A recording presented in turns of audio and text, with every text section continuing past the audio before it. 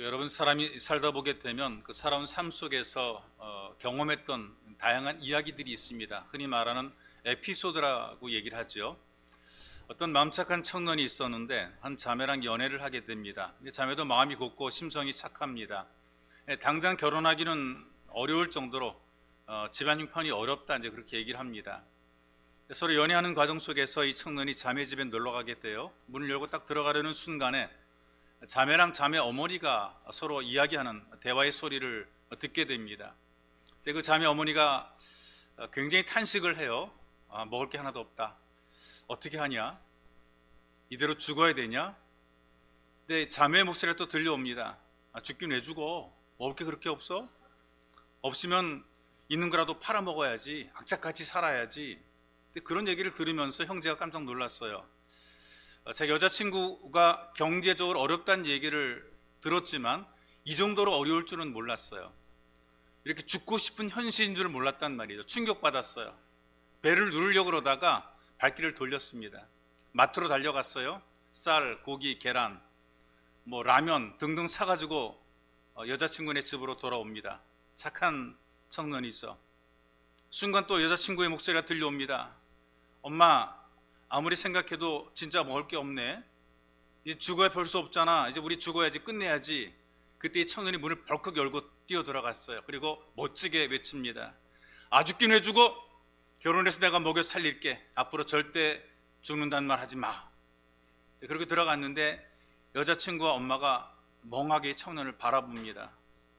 이 청년이 흥분을 가라앉히고 둘러보니까 엄마랑 딸이랑 고스톱을 치고 있었던 거예요. 서로 그렇게 주고받았는데 얼핏 들으면 오해할 만한 그런 이야기입니다. 하나의 에피소드가 될 수가 있겠죠. 오해로 만들어진 그런 하나의 에피소드입니다. 야구를 좋아하는 부부가 있어요. 요즘에는 부부들이 야구를 응원하고 막 그러더라고요. 근데 예전에 그 박찬호가 미국에서 유명한 메이저리그에서 한창 그 인기 있는 그 운동선수로 야구 주가를 높이고 있을 그때에 어느 한 부부가 그 부부가 이 박찬호 때문에 아침부터 막 언성 높이고 기분이 언짢아지게 됐어요. 갑자기 아내가 남편에게 말합니다. 여보, 당신 이거 알아? 박찬호 엄마가 일본 사람이래. 그러니까 남편이 말도 안 되니까 면박줍니다. 제발 좀 어디 가서 무식한 소리 좀 하지 말아라. 박찬호 엄마가 왜 일본 사람이냐? 한국에 여전히 계시는데. 그때 아내가 안 지고 대답합니다. 똑똑한 당신이 박찬호 엄마가 일본 사람, 박찬호 엄마 일본 사람인 것도 몰라? 신문에도 다 났더만. 그러니까 아내가 막 어거지 부리니까 남편이 말도 안 되는 소리 하지 말라고 듣기 싫어가지고 에이 하고 그냥 출근하려고 그러는데 출근하는 남편을 붙잡고 잠깐만 기다려 그러더니 신문을 찾아다가 그 스포츠란을 쫙 펼칩니다. 눈앞에 바짝 들이대면서 자 봐. 아내가 보라고 펼친 그 내용이 큰 글씨로 뭐라고 쓰여 있는 줄 아세요? 한국인 박찬호와 일본인 노모. 일본인 노모. 노모 그럼 여러분들이 그 시어머니라든가 또는 어르신 어머니들을 노모라 이렇게 얘기를 하잖아요. 일반적으로 연세가 드신 어머니를 그 노모라고 얘기를 하게 되는데 여기 노모는요 박찬호 어머니가 아니고 박찬호와 함께 운동했던 일본인 야구 선수의 이름이 노모예요. 이걸 모르고 이 박찬호 엄마가 일본 사람이라고 우겼던 것이죠. 이게 오해인데 애교 있는 오해죠. 여러분 우리가 인생을 살다 보게 되면 다양한 에피소드들 가운데에 인생길에서 돌이킬 수 없는 그런 오해를 해서 무너지는 경우들이 삶이 무너지는 경우들이 굉장히 많습니다. 한 그 예를 들어 설명하게 되면 심각한 오해가 어떤 거냐면요. 2차 세계 대전이 끝나고 일본이 망하게 됐잖아요. 일본이 항복했습니다. 이걸 모르는 일본군들이 있었단 말이죠. 필리핀에서 산악지대에 숨어서 전투하던 그 일본 군들인데 전쟁이 끝났다는 것을 알리는 방송을 해도 이들이 안 믿어요. 전쟁은 끝났다. 무기를 버리고 나오게 되면 일본으로 돌아갈 수 있다라고 방송을 해도 이 사람들이 안 믿어요. 이걸 연합군들의 어떤 속임수로 이제 오해를 한 거란 말이에요. 더 깊은 산소로 숨어 들어간 거란 말이죠. 어떤 일본군들은 전쟁이 끝난 이후에 30년 동안 동굴에서 혼자 살았대요. 1970년대에 원신 같은 모습으로 발견됐단 말이죠. 왜 이렇게 됐는가? 오해 때문에 30년의 세월을 잃어버린 비극이라 그 말이죠. 자, 여러분 우리가 교도관 말씀의 내용을 보게 되니까 이 본문에도 사실은 뭔가 확실하지 못한 분명하지 못한 오해 때문에 안타까운 사건이 기록되어 있거든요. 여기 지금 예수님에게 달려왔던 한 사람을 그냥 한 사람이라고 표현하고 있는데, 이 사람을 다른 복음서인 마태복음과 누가복음에서는 누구인가 정체를 밝히고 있단 말이 있어. 마태복음에서는 한 청년이라 그랬고요, 누가복음에서는 그를 관원이라, 다시 말하기는 어떤 직분이 있는 그런 젊은이라고 소개를 하고 있어요. 그리고 말씀의 내용 보니까 그는 부자입니다. 돈이 많은 사람이거든요. 여러분, 예나 지금이나 돈 많은 젊은이들이 먹고 즐기는 유흥에 굉장히 관심이 많아요. 그래서 부모로부터 물려받은 재산을 보통 자녀가 탕진을 많이 하게 되는데 방탕한 경우들이 굉장히 많습니다. 근데 젊은 청년임에도 불구하고 천국이라든가 영생의 문제 같은 종교적인 관심을 가지고 있는 굉장히 신실한 젊은이입니다.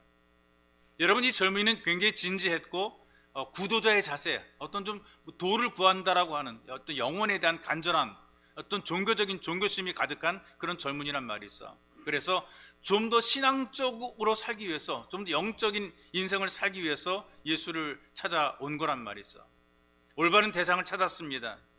관심도 올바른 관심을 가졌단 말이죠. 그런데 영생의 문제에 대한 질문을 지금 예수님께 하고 있단 말이 있어. 근데 결론을 보니까 비극적으로, 좀 긍정적이지 못한 부정적으로 이 사건이 마무리가 되고 있죠. 22절에 보니까 그 사람은 재물이 많은 거로 이 말씀을 인하여 슬픈 기색을 띠고 근심하며 갔다. 예수를 찾아 나온 사람이 예수님과 함께 가는 것이 아니라 예수님을 떠나 슬픈 근심으로, 슬픈 마음으로 떠나갔다, 이렇게 얘기를 하고 있어요. 어떤 분이 이렇게 얘기해요. 이 사람 부자였기 때문에 그렇다, 재물이 많았기 때문에 그렇다, 할 수 없이 예수를 버리고 떠나갔다. 이것도 하나의 오해인데요, 이 사람이 예수를 버리고 슬퍼하며 떠나간 진짜 이유는 뭐냐? 확실하게 알지 못했기 때문에, 확실하게 믿지 못했기 때문에, 다르게 표현하게 된 오해했기 때문에 예수를 떠나게 된 것입니다. 예수를 떠나게 된 이 오해가 어디에서부터 만들어지는가? 한 세 가지 정도가 나오게 되는데, 첫 번째로는 예수님 자체에 대한, 예수님에 대한 오해를 하고 있는 거예요. 예수님에 대한 것을 잘 알지 못했단 말이죠. 확실하게 예수를 알지 못한 거죠. 예수를 찾아 나온 이 사람은 예수님께 얼른 꿇어 앉았어요. 겸손한 자세죠. 기본적인 이 참 뭔가 받고자 하는, 얻고자 하는 자세죠. 주님 향해서 말씀합니다. 선한 선생님이요, 예수님에 대한 자기의 고백이고요, 자기가 어떤 알고 있는 것을 이야기하는 거죠. 내가 무엇을 하여야 영생을 얻으리이까? 선한 선생이라고 예수님 호칭했단 말이죠. 예수님의 대답이 어떤 대답입니까? 하나님 한 분 외에는 선한 이가 없다, 이렇게 말씀했어요. 이 말씀을 들어보게 되면 예수님은 선하긴 해도 그럼 온전하게 선한 것이 아닌가, 이렇게 또 오해를 하는 경우들이 있습니다. 이 말씀은 어떤 말씀이냐 하면은, 사람 가운데는 선한 사람이 아무도 없고 인간의 선함이 구원의 조건이 될 수 없다, 이걸 가르쳐 주는 거란 말이죠. 내가 있는 선함을 가지고 내가 선하게 살았다 그래서 이것 가지고 하나님께 나올 수 있는 사람이 없다. 내가 아무리 착하게 살았다고 할지라도 이것 가지고 우리는 구원에 이르지 못한다, 이걸 가르쳐 주는 거예요. 그러니까 선한 이는 하나님밖에 없다라고 말씀하신 의도가 뭐냐? 바로 예수 그리스도 자기 자신이 바로 그 하나님이 되신다라고 하는 사실을 이야기하는 것이란 말이죠. 예수님은 선한 선생님 정도가 아니라 전능하신 하나님이 되신 것을 선포한 것입니다. 지금도 많은 사람들이 예수님을 바라볼 때에 존경할 만한 스승으로 바라보는 사람들이 굉장히 많습니다. 사랑을 실천한 위인으로 여기는 분들이 많죠. 성탄절이 다가오게 될 때 예수님에 대한 것이 다시 사람들에게 떠오르게 되는데, 예수를 바라보는 사람들의 생각이 어떠냐? 그는 선한 선생이었다, 그는 사랑을 실천한 위인이었다, 존경받을 만한 스승이었다. 여러분, 이 땅에 존경받을 만한 위대한 위인들이 많아요. 목숨을 버려서 바람 앞에 등불 같은 조국을 구한 위인도 있고요, 과학의 발전을 가져온 위인들도 있고요, 헌신과 사랑으로 사람들에게 아낌없이 존경받는 위인들이 이 땅에 많이 있더라고요. 예수님 말고도 얼마나 많은지 몰라요. 근데 세상에서 아무리 위대한 위인이라고 해도 그 사람들이 우리를 죄와 사망에서 구원할 수 있는 구원자는 아니더라, 그 말이 있어. 이 청년이 예수를 향해서 선한 선생님이라고 호칭합니다. 예배를 받으시는 분, 우리 삶을 주관하시는 분, 우리를 다스리시는 하나님으로서 예수를 받아들이지 못하고 있는 것, 확실하게 알지 못하고 있는 것이에요. 예수가 누구인지 그의 정체를 지금 모르고 있기 때문에 그는 예수를 떠나게 된 것입니다. 나이가 80이 넘은 할아버지가 7살 난 손자를 부르더니 이렇게 얘기합니다. 나는 나이도 많고 오래 살 수 없는데 내가 오늘 너한테 가장 귀중한 것을 가르쳐 주겠다. 그래서 할아버지가 손자의 손을 이끌고 자기보다 먼저 세상을 떠난 손자의 아버지, 자기의 아들의 무덤으로 데리고 가는 거죠. 이 손자는 아버지가 없는 손자입니다. 할아버지는 아들을 먼저 보냈어요. 손자의 손을 잡고 아들의 무덤에서 서 있던 이 할아버지가 이런 말을 하십니다. 네 아버지는 사람들에게 존경받았던 훌륭한 선생이었다. 학교 교사였습니다. 하지만 한 가지 중요한 잘못을 했구나. 네 아버지는 예수를 위대한 위인으로만 믿었지 예수께서 그리스도라는 사실을 믿지 못한 채 세상을 떠났다. 사람들은 예수님께서 훌륭하다는 사실을 인정을 해요. 근데 그분이 죄와 사망에서 건져내실 구원자로서의 그리스도가 되신다는 사실을 믿지 못한다는 말이죠. 예수님에 대해서 이야기도 잘하고 설명도 잘합니다. 그런데 설명을 잘하는데 자기는 믿지 못한다는 말이죠. 예수님에 대해서 아는 게 많음에도 불구하고 그걸 믿지 못하고 있는 것, 이게 문제가 되는 거예요. 예수님께서 우리 주님 대신 믿지 못하게 되면 하나님의 자녀가 되는 참된 신앙이 아닌 것입니다. 교회에 비판적인 사람들이 한 1,500명 정도 모였어요. 교회 여러 가지 잘못된 것들을 비판을 합니다. 어떤 청년은 이렇게 얘기를 합니다. 교인들은 말과 행동이 다른 위선자라고 비난합니다. 다른 사람이 일어나더니 이렇게 얘기를 합니다. 목사들은 성도를 이용해서 자기 사욕을 채우는 자라고 비난합니다. 또 어떤 여성이 일어납니다. 교회 안에는 악한 자가 훨씬 더 많다. 내가 경험한 많은 사람 가운데에 예수 안 믿는 사람보다 믿는 사람이 훨씬 더 사기꾼이 많다, 이렇게 얘기를 합니다. 여기저기서 수많은 이야기들이 쏟아져 나오는 것을 들었는데 짧은 시간 동안에 몇 가지가 나오는가? 28가지의 교회에 대한 비난을 쭉 이야기하는 거예요. 근데 거기에 목사님 한 분이 그 말씀을 듣고 있다가 일어나서 이렇게 얘기를 합니다. 다 맞는 말입니다. 여러분들이 지적한 그 모든 말 다 맞는 말입니다. 교회 안에 위선자가 있습니다. 목사 중에는 자기의 사욕을 채우는 사람도 있습니다. 그런데 비난하는 그 모든 사람들 중에 예수님에 대해서는 한마디도 하지 않았습니다. 정작 이 교회 속에서 발견되어야 될 것은 사람이 아닙니다. 잘못을 하는 사람이 아니라 하나님의 아들이신 예수를 우리가 볼 수 있어야 됩니다. 즉 교회 와가지고 보는 게 뭘 보느냐? 사람들의 모습만 딥다 보고 가는 거예요. 내가 만나고 내가 경험해야 될 예수를 만나고 경험하지 못하는 거라 그 말이에요. 그러니까 지금 세상에서 우리에게 필요한 것은 존경할 만한 사람이 아니고 우리를 구원할 구원자로서 예수님이 필요한 것이란 말이 있어. 우리에게 필요한 것은 위대한 선생으로서 예수님이 아닙니다. 나를 죄와 사망에서 구원하시고 하나님의 자녀가 되게 하시고 살아갈 힘을 주시고 살아계신 하나님으로서 예수님이 필요한 것이란 말이죠. 이 신실하고 똑똑한 청년은 예수님을 오해를 했어요. 확실하게 알지 못한 것이죠. 선한 선생의 수준으로만 생각한 것입니다. 그러니 그에게 배울 것을 배우고 얼마든지 떠날 수가 있는 것입니다. 내가 더 이상 배울 게 없으면 떠나게 되는 거죠. 내가 물어봤는데 내가 배울 게 별로 없다? 그럼 이제 떠날 수밖에 없는 거란 말이죠. 그래서 아쉽게도 슬픈 기색을 띠고 예수를 등지고 떠났다 그랬어요. 이 사람이 떠나간 진짜 이유가 어떤 것인가? 하나님으로 이 땅에 오신 예수님을 확실하게 믿지 못한 것이고 알지 못한 것입니다. 지금 여러분과 제게 필요한 것이 뭐냐? 위대한 교훈과 말씀만 남겨 떠나버린 위대한 선생이 아니란 얘기죠. 나를 구원하고 지금도 나를 도우시는, 나와 함께 하시는 하나님으로서의 예수가 지금 우리에게 필요한 것입니다. 지금도 살아계시고 지금도 여전히 그때처럼 동일하게 우리와 함께 하시는 예수 그리스도, 이 예수 그리스도가 지금 우리에게 필요한 것이죠. 예수님께서 지금도 만물의 주인이십니다. 지금도 우리의 식사 자리에 함께 하십니다. 지금도 우리의 대화를 말없이 들으십니다. 이 예수를 믿음으로 예수를 만나는 확실한 예배자가 되시기를 주님의 이름으로 축복합니다. 또 하나의 오해가 뭐냐 하면 구원에 대해서 오해를 했어요. 확실하게 알지 못한 거예요. 지금도 많은 분들이 예수를 등지고 떠나가고 있고 그 다음에 예수님을 멀리하는 그 이유 가운데 하나가 뭐냐 하면 영생을 자기의 행위로 얻을 수 있다고 오해를 하기 때문에 예수를 떠나거나 등지는 경우들이 꽤 있습니다. 예수님 없어도 얼마든지 나는 인생을 잘 살 수 있고 내가 내 자신을 보장할 수 있다라고 스스로 믿기 때문에 그런 것이죠. 이 신실한 청년이 예수님에게 물어봅니다. 내가 무엇을 하여야 영생을 얻으리까? 여러분, 영생을 얻기 위해서 무엇을 해야 됩니까? 어떻게 해야 됩니까? 내가 좋은 일을 하고 업적을 남겨야 하고 남을 도와야 되고 착한 일을 해야 되고 그래 영생이 주어질 것이라고 생각하는 것, 이거 다 대부분 그렇게 생각하죠. 내가 착한 일하고 좋은 일을 하게 되면 죽어서 좋은 곳에 간다고 믿더라고요. 주변에 이런 분들이 있잖아요. 저 사람은 법 없이도 살 사람이야. 그런 사람이 죽어요. 그럼 여러분 어떤 생각합니까? 저 사람은 지옥 가기 너무나 아깝잖아. 아마 착하게 살았으니까 좋은 곳에 갔을 거야.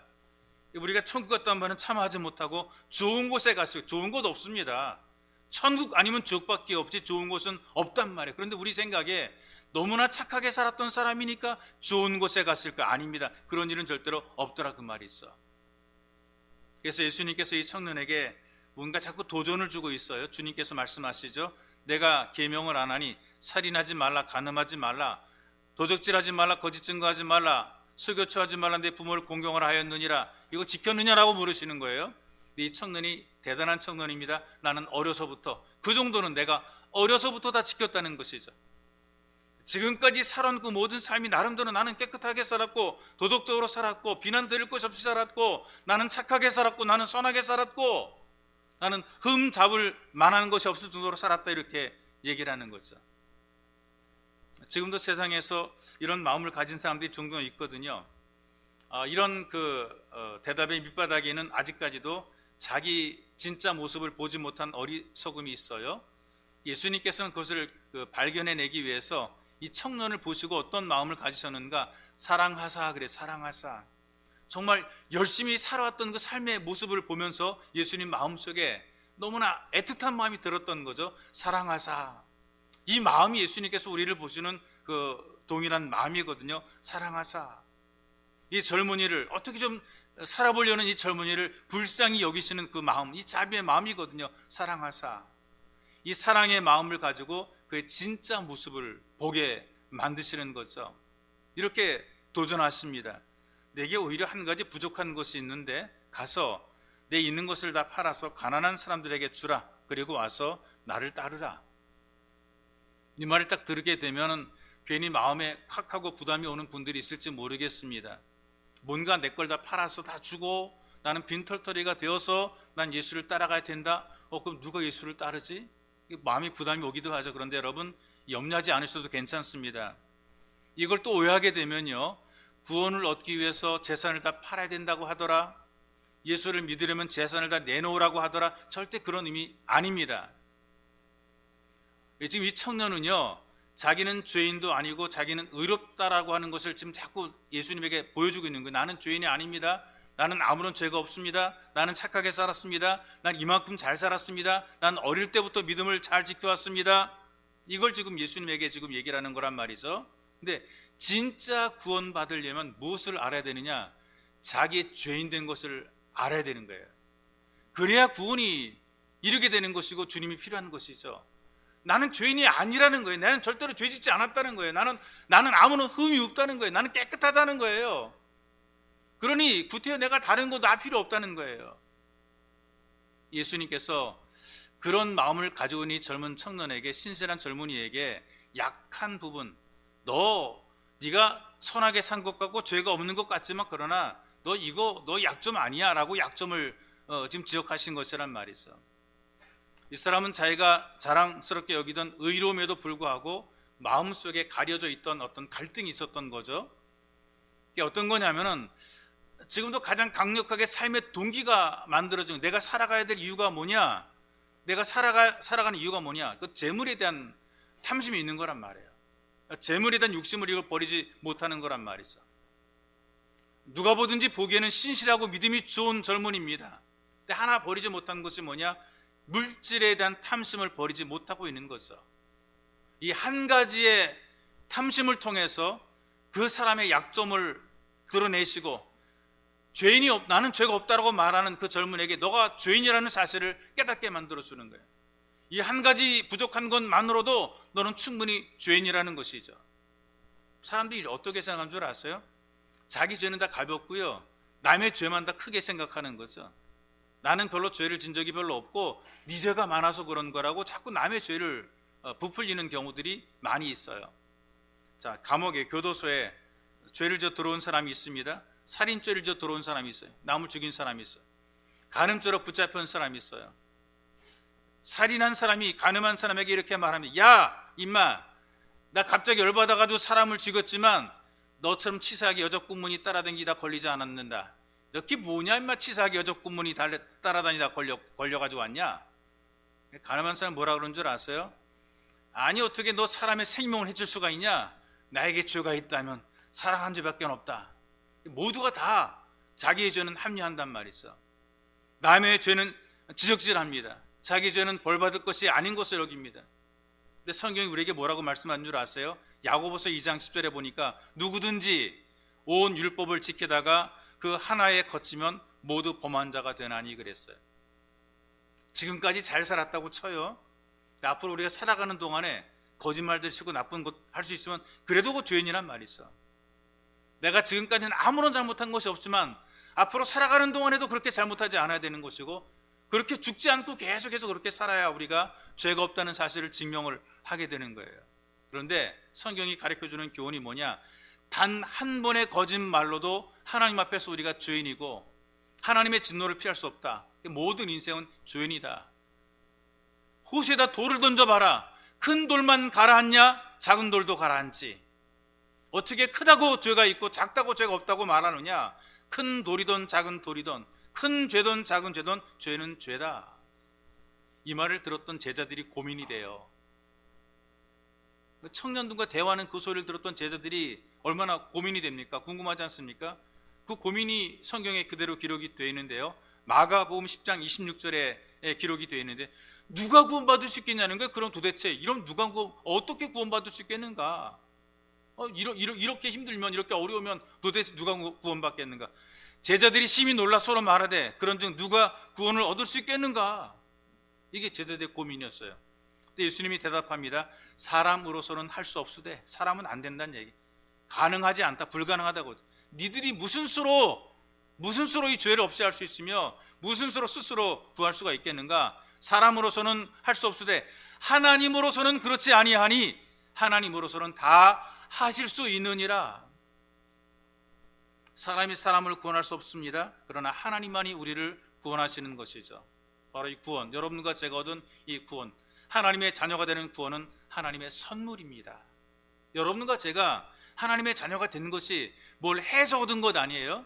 하나님이 선물로 준 거란 말이죠. 성경이 이걸 알려줍니다. 에베소서 2장 8절에 너희가 그 은혜를 인하여 믿음으로 말미암아 구원을 얻었나니 이것이 너희에게서 난 것이 아니요 하나님의 선물이라. 여러분과 제가 하나님의 자녀가 된 것, 여러분과 제가 영생을 얻게 된 것, 구원받게 된 것, 다 하나님의 은혜고 하나님의 선물이라는 것이죠. 우리가 한 것 아무것도 없어요. 받은 것입니다. 그런데 많은 분들이 이렇게 얘기를 하더라고요. 너무 쉬워서 믿을 수 없대요. 너무 쉬워서. 어떻게 그렇게 쉽게 구원받느냐? 그렇게 쉽게 어떻게 천국 가느냐? 근데 여러분, 이렇게 쉬운 것도 믿지 못하면 더 이상 믿을 게 없어요. 이 쉬운 것도 믿지 못하는데 뭘 믿겠습니까? 사람들이 자꾸 내가 뭘 하겠다 그러다가 할 수 없으니까 떠나가고 돌아서 가는 거란 말이죠. 여기 청년도 보니까 자기는 다 할 수 있다고 생각했고 다 해왔다고 생각했는데, 자기는 다 했다고 생각했거든요. 나는 흠이 없다고 생각했는데 전 재산 내놓으라 그러니까 이것만 도저히 할 수 없다고 스스로 떠난 것이 있어. 여러분, 우리가 예수 믿는 것도 은혜입니다. 그래서 예수를 믿음으로 누리게 되는 영생도 은혜입니다. 여러분들 일을 하는 것도 은혜입니다. 여러분들이 일하는 것도 여러분 마음 작정해야 되는 것이 아니고 성령이 그런 마음을 주시고 여러분을 기쁘게 받으셨기 때문에 여러분들이 그 일을 감당하게 되는 거죠. 하나님 일하는 거 아무나 다 하는 것 아닙니다. 여러분 일하는 거 보세요. 누가 일하는가? 하나님의 은혜와 성령의 감동을 받은 사람 일하고 섬기지 아무나 다 하는 것 아니란 말이죠. 헌신하는 거 아무나 다 하는 것이 아닙니다. 은혜 받은 자가 헌신하는 거죠. 은혜를 받아야, 은혜가 임해야 헌신하는 거죠. 우리가 헌금하는 것도 마찬가지예요. 이거 은혜 없이 헌금이 안 됩니다.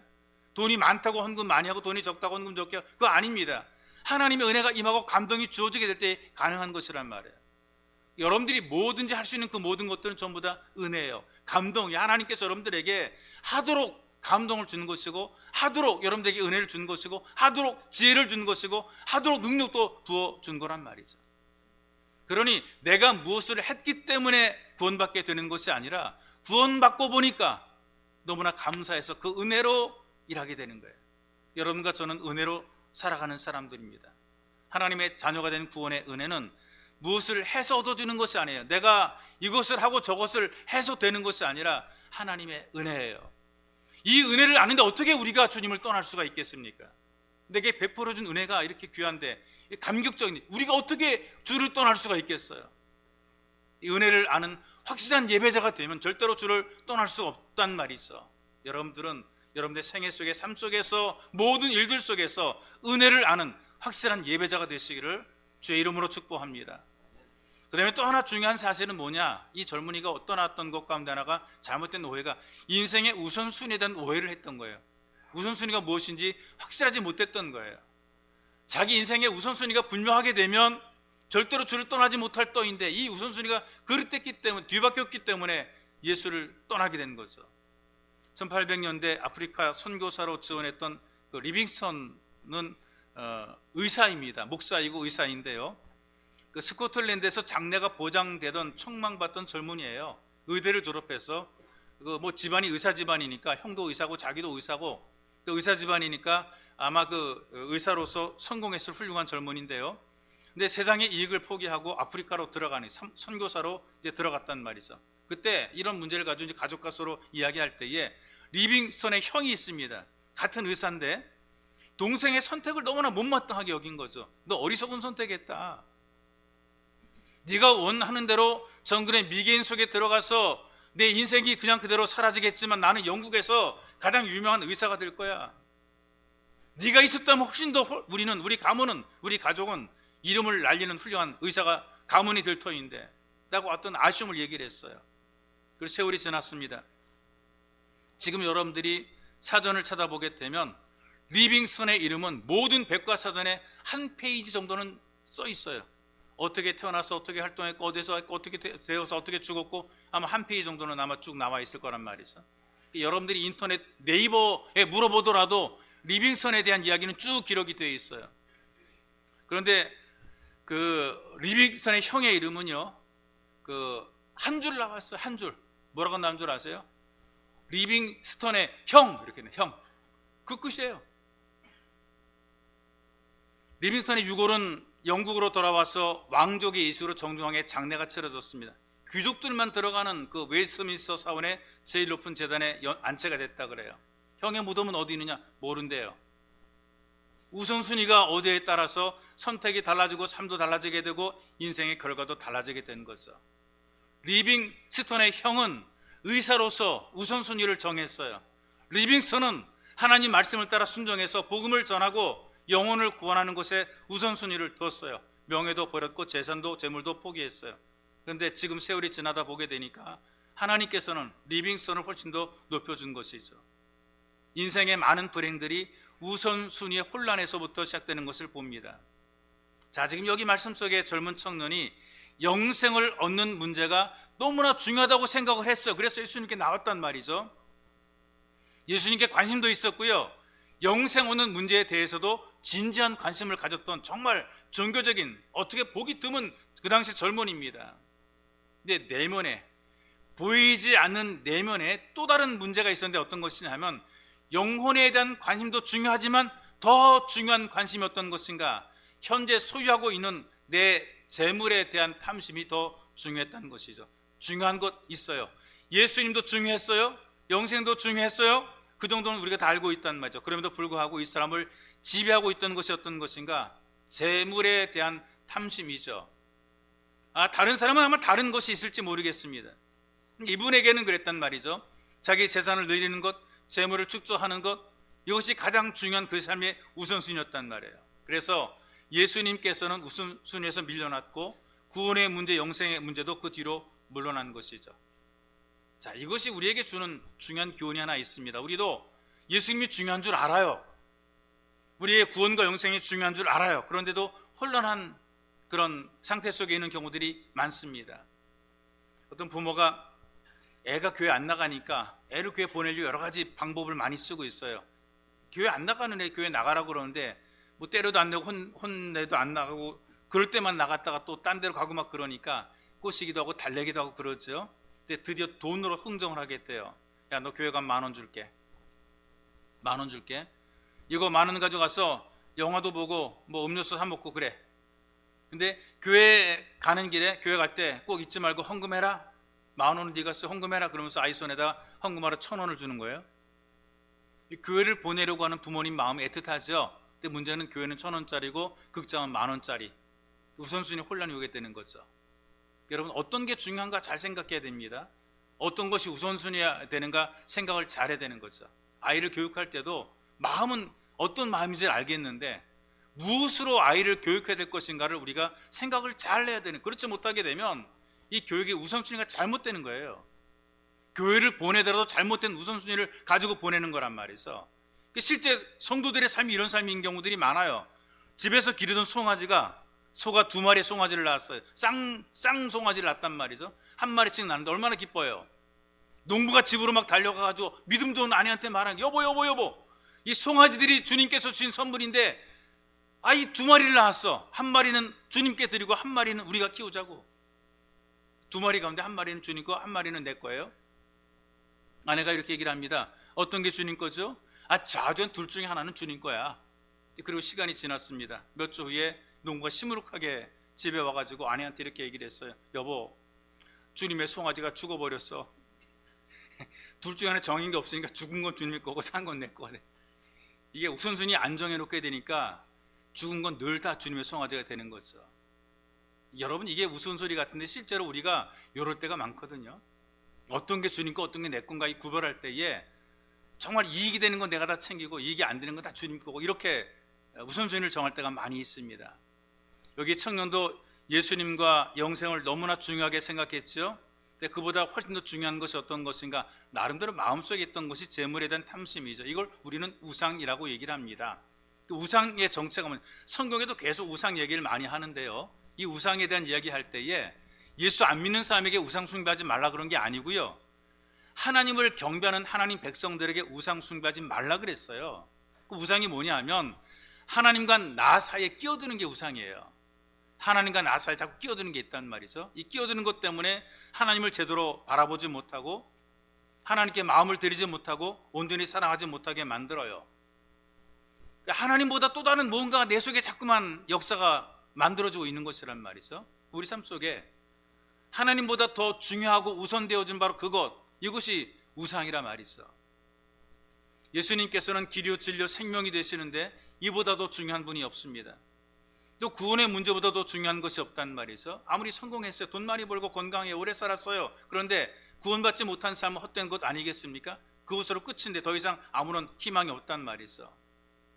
예수를 믿음으로 예배의 자리를 찾았습니다. 주님 날 용서해 주셨고 십자가에 거룩한 사랑으로 하나님의 자녀가 되게 하였어요. 그리고 영생을 선물로 주었단 말이죠. 이보다 더 큰 것이 어디가 있겠습니까? 그래서 여러분들에게 도전하는 것이 예수 믿고 구원받은 행복을 확인받고 가시기를 바랍니다. 여러분들 가운데에 아직도 예수를 온전히 확실하게 믿지 못해서 확실하게 구원을 경험하지 못했다면 예수님을 내 인생의 가장 중요한 우선순위에 놓으시기를 바랍니다.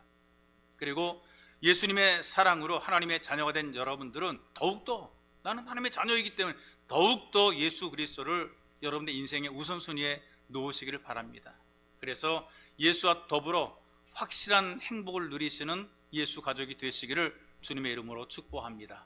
이제 우리 기도할 때에 들었던 말씀들이 기도의 제목이 함께 기도했으면 좋겠어요. 여러분들 가운데 혹시 교회는 왔다 갔다 하지만 구원의 확신이 없습니까? 내가 지금 죽으면 천국에 갈 수 있겠는가? 확신이 없다면 예수를 나의 구세주와 주님으로 받아들이기를 간절히 기도하시기를 바랍니다. 내가 예수를 믿겠습니다. 영생을 선물로 주셨는데 믿음으로 이 선물을 받겠습니다. 아멘으로 여러분들이 기도하기 원합니다. 또 지금 여러분들이 예수 믿어 영생을 누리고 사신다면 인생길을 험하고 어려워도 주 앞에서 감사 찬송을 드려야 될 충분한 이유가 있어야 예배자가 될 이유가 있습니다. 그러므로 감사하며 기뻐하며 주님과 동행하기를 간절히 기도하기 원합니다. 예수님에 대한 오해가 깨져서 예수님은 전능하신 하나님이시고 우리의 모든 것을 해 주실 수 있다는 확실한 믿음을 가지시고 예수님의 이름을 부르기 원합니다. 또 여러분들이 구원에 대한 오해를 깨뜨리고 내가 무엇을 해야만 구원받는 것이 아니라 나는 은혜로 구원받았다 라는 확실한 자신감과 담담을 가지고 이 감격적인 신앙생활, 결코 우리는 주님을 떠날 수 없다는 믿음을 가지고 살아가고, 그리고 우선순위에 대한 오해도 깨뜨려서 내 인생에 중요한 것들이 많지만 그러나 가장 중요한 것은 바로 예수 그리스도다, 내 영혼의 구원이라는 확신을 가지고 여러분들이 주여 내 영혼 주님께 맡기고 주님께 드리오니 주님, 내가 주님을 결코 떠날 수 없고 내 인생의 가장 우선순위는 오직 예수 그리스도입니다. 예수로 충분합니다. 이런 믿음의 기도를 드리기 원합니다. 함께 기도하겠습니다. 살아계신 아버지 하나님 고맙고 감사합니다. 우리를 사랑하셔서 하나님 이 한 해 동안 돌보시며 지키시며 챙겨주시고 전능하신 하나님 아버지 성탈 전날 거룩한 주일을 맞이하며 하나님께 기도하게 도우시며 예배자가 되게 부르셨습니다. 살아계신 하나님, 우리가 확실하고 분명하게 믿지 못함으로 말미암아 혹시나 오해하고 있지 않은지 다시 한번 우리 믿음을 점검하게 붙잡아 주고 하게 주옵소서. 아직까지 구원의 확신이 없어 오락가락하는 믿음의 사람이 있다면 주님께서 불쌍히 여겨주시옵시고 예수를 믿겠다이다 고백하며 영생을 선물로 준 이 믿음, 이 은혜를 믿음으로 받아들이고 감사하며 하나님 구원의 확신을 가진 예수가 되게 붙잡아 주고 오게 해주시고 하나님 예수를 온전히 믿음으로 구원의 확신을 가지고 살아가는 예수가 되게 있다면 주님께서 더욱더 함께 하셔서 정말 인생길을 험하고 어려워도 주님 앞에 감사, 찬송과 영광을 돌리는 확실한 이유가 있기에 하나님께 영광 돌리게 붙잡아 주고 하시고 오직 감사하며 오직 기뻐하며 주님과 동행하는 예배자가 되게 주께서 은혜를 덧입혀 주시옵소서. 예수님 우리의 전능하신 하나님이십니다. 우리의 모든 걸 해 주실 수 있습니다. 하나님 아버지, 이 예수를 우리가 버릴 수 없고 포기할 수 없사오니 우리의 구원자, 우리 하나님이신 예수를 믿음으로 받아들이고 하나님의 은혜를 힘입어서 우리가 하나님 앞에 구원의 은총을 누리며 살아가기를 간절히 원하며 소망합니다. 하나님 아버지, 우리 한 것이 부족하지만 그러나 주님 우리를 베풀어 주어서 은혜로 살게 만들어 주옵사오니 주님이 은혜를 누리는 복 있는 예배자에게 붙잡아 주고 하시고 하게 하시고 되게 하시고 섬기게 하시고 예배자로 이끌어 놓으신 주님의 은혜 하나님께 감사와 영광을 올려드립니다. 내 인생의 최고의 모든 정점 예수님입니다. 내 모든 우선순위는 예수님입니다. 예수를 가장 우선순위로 삼고 예수님에게 최선을 다하는 믿음을 가지고 살게 붙잡아 주고 하시고 모든 삶의 우선순위에 가장 중심의 예수를 중심에 둘 수 있도록 성령의 오란 기름 부으심으로 축복하시며 함께 하소서. 우리 예수를 체험하고 경험하게 만들어 주시옵소서. 살아계신 하나님 아버지, 우리가 예수를 믿고 교회를 다니지만 확실하게 믿지 못하고 분명하게 알지 못함으로 때로는 오해할 때가 많이 있고 우리의 부족에서 잘못된 판단과 선택하며 우선순위를 가질 때가 있습니다. 우리를 긍휼히 여기시는 주님, 우리가 이 모든 오해를 깨뜨려버리고 확실한 믿음을 갖기를 하나님 간절히 원합니다. 더욱더 구원의 확신을 갖도록 주님을 고백하게 만들어주시고 예수님 때문에 우리가 구원의 은혜를 누린다라고 하는 이 확실함을 가지고 구원받은 자로 살아가는 모든 예수 가족들에게는 더 기쁨과 감사함이 있도록, 그래서 결코 주를 떠날 수 없는 이 간절함으로 주님 향하도록 은혜를 베풀어 주옵소서. 전능하신 하나님이신 예수님, 모든 것을 해주시는 예수 그리스도를 믿음으로 받아들여 영접할 뿐 아니라 우리의 구원자 되신 예수 그리스도를 통해서 받은 은혜가 크기에 하나님의 은혜로 구원과 영생을 얻었기에 이 귀한 은혜를 마음속에 간직하며 더 주님께 충성하며 헌신하며 봉사하며 하나님을 향해서 달려가는 예배자가 되도록 만들어주시고 우리에게 눈에 보이는 것, 귀에 들리는 것, 우리 손에 잡히는 것, 귀한 것, 중요한 것 너무나 많이 있지만 그러나 이 많은 것들 가운데에 가장 중요한 예수 그리스도를 가장 삶의 우선순위에 놓고 인생을 살아가며 신앙생활을 감당해낼 수 있도록 은혜를 덧입혀 주옵소서. 우리가 체험적인 신앙이 되기 원합니다. 예수님을 경험하기, 사람을 보고 가는 교회가 아니라 예수님을 만나고 가는 예배의 자리가 되게 도와주시고 치유가 되고 회복이 되고 주님을 통해 격려와 위로를 받으며 셈을 공급받는 위대하고 능력 있는 예배자의 삶 살아가도록 은혜를 덧입혀 주옵소서. 보배로우신 예수님의 이름으로 기도하옵나이다. 아멘.